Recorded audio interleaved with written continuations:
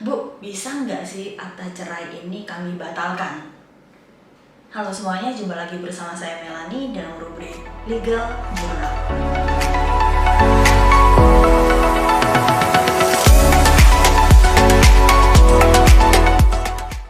Jadi beberapa hari yang lalu ada pasangan perempuan dan laki-laki yang membuat janji untuk bertemu dengan saya dan konsultasi permasalahan yang mereka hadapi.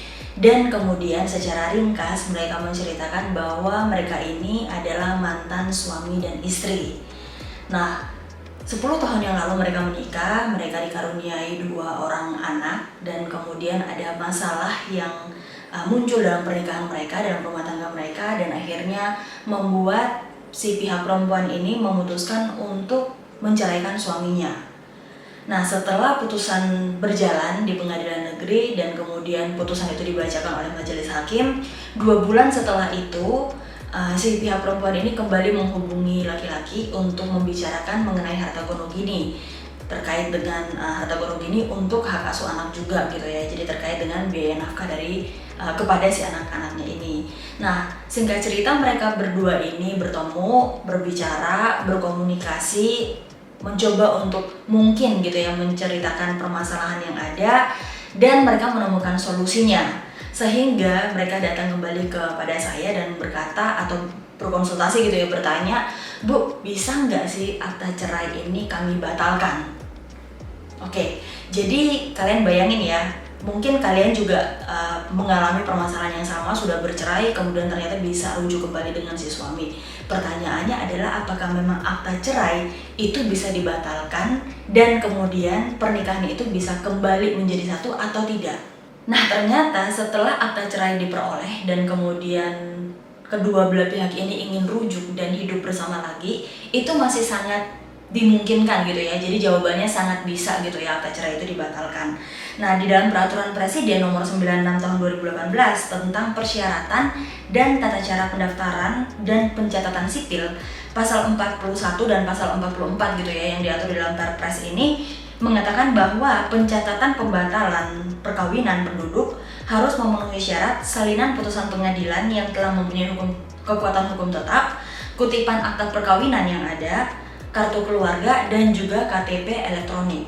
Nah, jadi ketika kalian ingin rujuk kembali dengan pasangan kalian dan ingin agar pernikahan kalian itu sah gitu ya, maka kalian bisa untuk mengurusnya. Caranya adalah kalian bisa mengajukan gugatan pembatalan akta cerai. Ingat ya, gugatan ya, bukan permohonan, tetapi gugatan pembatalan akta cerai di pengadilan negeri, dan kemudian kalian bisa dan kemudian kalian akan mendapatkan putusan pengadilan.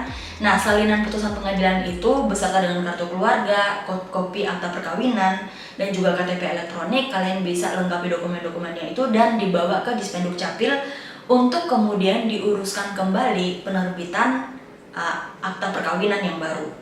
Jadi kalian tidak perlu lagi menikah 2 kali, nggak perlu harus pergi ke gereja atau pergi ke kelenteng gitu ya, atau pergi ke rumah ibadah untuk kemudian melakukan pemberkatan lagi dan mengurus lagi dari awal gitu ya. Kalian tidak perlu untuk melakukan itu. Yang perlu kalian lakukan adalah mengajukan gugatan pembatalan terhadap akta perceraian yang kalian sudah punya. Ini ditegaskan kembali di dalam pasal 60 Perpres nomor 96 tahun 2018, pencatatan pembatalan akta pencatatan sipil bagi penduduk harus memenuhi persyaratan: 1. Salinan putusan pengadilan yang telah mempunyai hukum tetap, kekuatan hukum tetap, kutipan akta pencatatan sipil yang dibatalkan, kartu keluarga, dan juga KTP elektronik.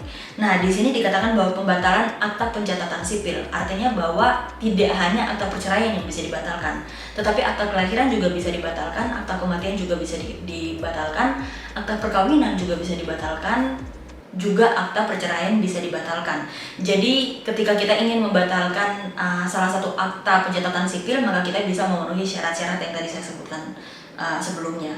Nah, ini juga yang kemudian nanti ketika kita membatalkan, maka akta yang kita miliki sebelumnya itu batal dan kemudian akan memberlakukan akta yang lama. Jadi contohnya kita mau membatalkan akta cerai karena sebelumnya kita sudah menikah, kita punya akta perkawinan, maka kita akan membatalkan akta cerai dan memberlakukan kembali akta perkawinan yang kita sudah miliki sebelumnya. Nah, ini semuanya bisa kita mintakan di pengadilan negeri gitu ya. Jadi di hadapan majelis hakim pengadilan negeri setempat. Kalau ditanya bisa nggak tanpa melalui itu, ya tidak bisa gitu ya. Nah, ada juga yang bertanya, lalu apa konsekuensi kalau saya tidak mengajukan akta pembatalan? Konsekuensinya adalah akta perceraian itu tetap berlaku. Sehingga ketika kalian kumpul bersama-sama, mungkin tidak akan ada masalah, tetapi ketika salah satu pihak atau salah satu pasangan meninggal dunia, maka pasangan yang ditinggalkan ini tidak bisa mengklaim bahwa harta-harta yang ditinggalkan oleh pasangan yang sebelumnya ini adalah warisan miliknya dia gitu ya. Artinya bahwa dia tidak punya hak untuk mendapatkan seluruh warisan yang ditinggalkan oleh pasangannya. Yang bisa memiliki adalah anak-anaknya sebagai ahli waris yang sah. Kalau tidak punya anak bagaimana? Maka ketika kita sudah menikah, bercerai, punya akta cerai, kemudian hidup kembali bersama, tapi kita tidak membatalkan akta perkawinan, dan pada saat pasangan kita meninggal tidak punya anak, maka yang mendapatkan warisan adalah keluarga atau orang tua atau saudara dari pihak pasangan yang sudah meninggal ini. Jadi contohnya suami dan istri, suaminya meninggal dalam keadaan mereka sudah bercerai dan tidak ada pembatalan akta cerai, maka ketika si suami ini meninggal, warisan-warisan yang dimiliki oleh si suami, baik rumah, mobil gitu ya, atau deposito, tabungan, itu tidak bisa dimiliki oleh sang istri. Kenapa? Ya karena memang secara hukum mereka sudah bercerai atau mereka sudah berpisah. Sehingga secara hukum juga istri tidak memiliki hak untuk menjadi ahli waris terhadap suami. Siapa yang menjadi ahli waris? Yang menjadi ahli waris adalah orang tua dari si suami apabila memang masih hidup, atau kalau memang sudah meninggal, maka yang menjadi ahli waris adalah saudaranya.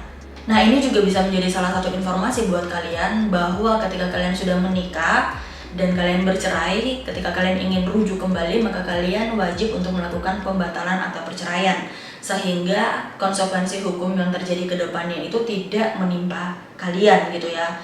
Kalau seandainya tidak dilakukan pembatalan, maka secara hukum kalian tidak bisa mewarisi warisan yang ditinggalkan oleh pasangan kalian, dan itu akan menjadi masalah panjang ke depannya. Oke, demikian yang bisa saya sampaikan. Semoga ini bermanfaat buat kalian yang sudah menonton dan mendapatkan informasi ini. Jangan lupa untuk subscribe, like, dan komen. Kalau ada pertanyaan, kalian bisa kirim melalui email. Nanti saya akan tulis di deskripsi YouTube. Atau kalian bisa menulisnya di kolom komentar. Saya akan berusaha untuk menjawab buat kalian. Sampai jumpa di video berikutnya. Salam keadilan.